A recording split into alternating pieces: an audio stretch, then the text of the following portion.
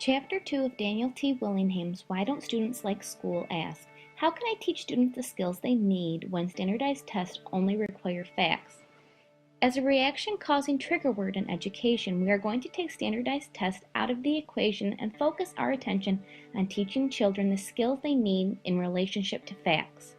Although we can find factual information all over the internet to evaluate, can we engage in conversation about current situations around the world? Or comprehend reading passages without background knowledge? Willingham and cognitive science suggest it is impossible to think critically about any topic without some factual knowledge stored in long-term memory. Background knowledge is essential to understanding. Our second key idea involves background knowledge and its effects on reading comprehension. Background information is essential to reading comprehension because without it, all you have is text, with gaps in it that is devoid of context. Reading comprehension depends upon context rather than words on their own.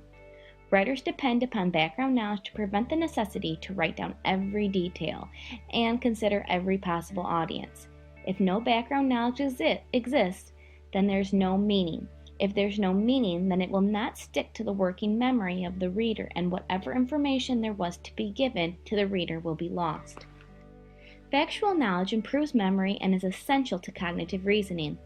Much of cognitive reasoning is done through memory retrieval.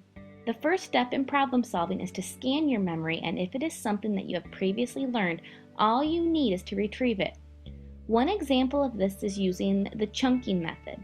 Chunking requires background knowledge to draw the correlation with each component of the memory block. Knowledge allows someone to make associations for future knowledge. The more knowledge you have, the greater ability you have to gain even more. So, what are some ways that utilize these key ideas in your classroom? Here are 3. Read, read, read. By reading books that are at a just right level, students will begin to lay the knowledge foundation necessary for critical thinking skills. 2. Help students develop the skills to determine what things are important and which are unnecessary. Using one schema, students can discriminate between what you need to know and what you don't, but they may need to be taught how to do so. In this image, these first graders are listening to story problems using talk points. They then need to determine which language in the problem is important in order to solve. And 3, don't overlook teachable moments.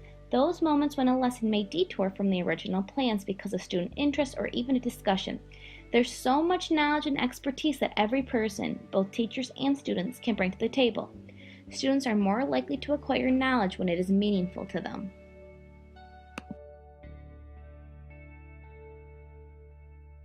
Created using Powtoon.